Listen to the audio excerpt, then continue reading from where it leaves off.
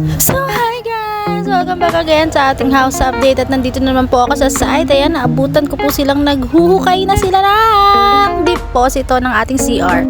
And dumakit nga po ako sa taas at ayan, nalagay na nila yung forma ng slab.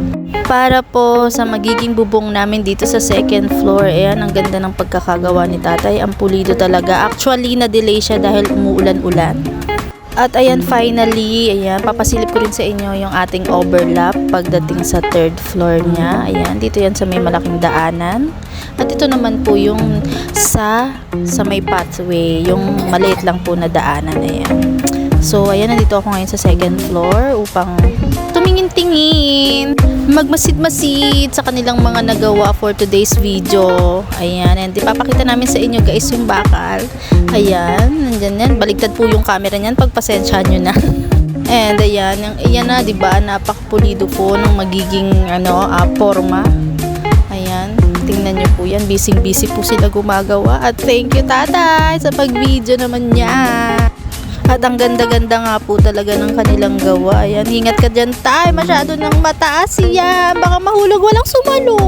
Uy. And konting-konti na lang talaga at matatapos na po ang aming bahay. Thank you Lord talaga sa lahat ng blessings. And ayan, nawa magkaroon ng magandang panahon bukas. Kasi bukas po ang kanilang buhos day. So sana maganda yung panahon. Ayan, ingat-ingat po kayo tayo.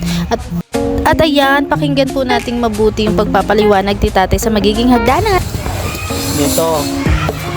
Hanggang dito yung guhit na ito pag hagdanan. Ayan o. Tapos liliko dito konti. Ayan. Hanggang dito. At ayun na nga po, napaliwanag na ni tatay. And yan muna for today's video ang ating update. Thank you guys for watching. Shout out to my LTC family, Sir Filda and Miss Daiselyn Castro, and of course Ma'am LTC official buyers.